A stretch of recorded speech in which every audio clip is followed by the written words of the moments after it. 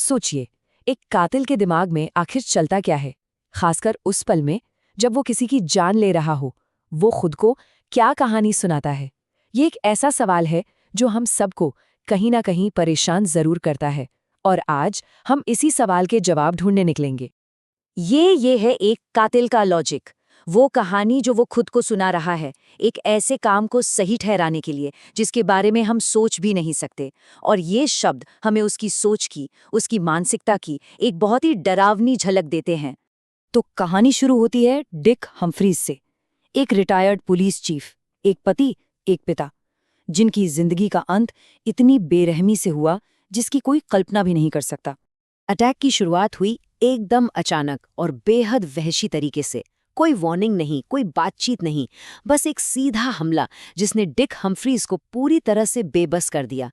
ये एक स्ट्रगल था, जान बचाने की एक आखिरी हताश कोशिश, लेकिन हमलावर का इरादा साफ था। वो रुका नहीं, एक के बाद एक गोलियां चलती रहीं। 7 गोलियां। ये सिर्फ एक मर्डर नहीं था, ये एक मैसेज था जो बहुत गहरे गुस्से से भरा हुआ था। और उनकी पीठ में जो 3 गोलियां लगी थीं, वो एक अलग ही खौफनाक कहानी बताती हैं कि वो भागने की कोशिश कर रहे थे, अपनी जान बचाने के लिए। और फिर आखिर में ये ठंडा कैलकुलेटेड ख्याल, जैसे जैसे किसी जानवर को उसके दर्द से छुटकारा दिलाया जा रहा हो। ये इस हत्या की क्रूरता का शायद सबसे भयानक पहलू था। और यही सवाल हमें इस कहानी की जड़ तक ले जाता है, क्योंकि ये सिर्फ एक कत्ल की कहानी नहीं है। ये इस बात को समझने की कोशिश है कि कोई इंसान आखिर इस हद तक पहुंचता कैसे है, कोई ऐसा कैसे बन जाता है। इस सवाल का जवाब ढूंढने के लिए हमें आइलीन वोरोनोस के बचपन में लौटना होगा।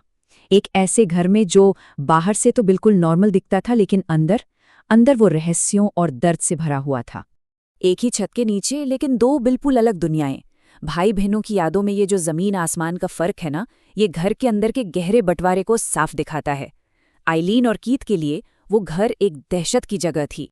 देखिए, जिस्म के जख्म तो शायद भर भी जाएं, लेकिन ये शब्द, ये एक बच्चे की रूह में उतर जाते हैं और फिर उसकी अपनी ही नज़रों में उसकी वैल्यू हमेशा के लिए ख़त्म कर देते हैं।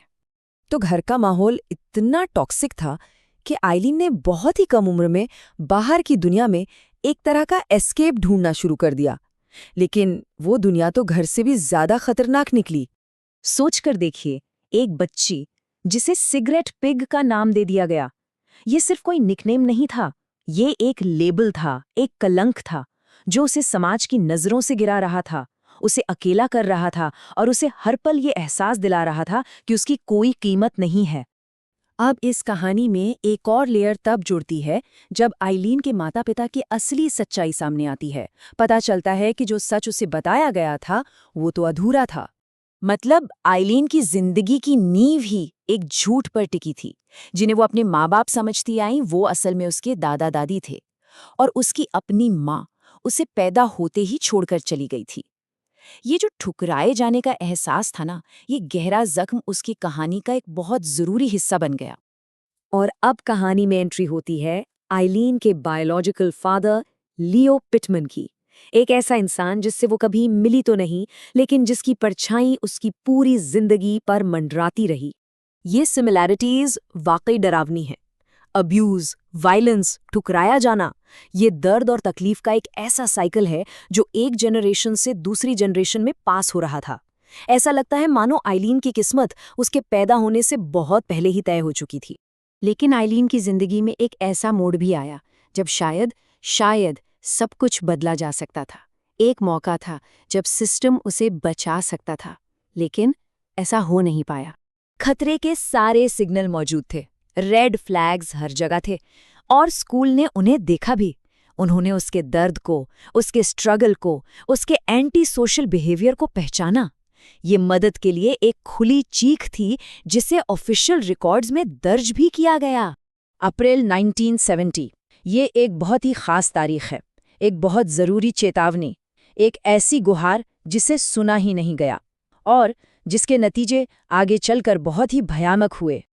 और यही सवाल इस पूरी कहानी के दिल में है कि जब एक चेतावनी को इस तरह अनसुना कर दिया जाता है, तो आगे जो कुछ भी होता है उसके लिए कौन जिम्मेदार है?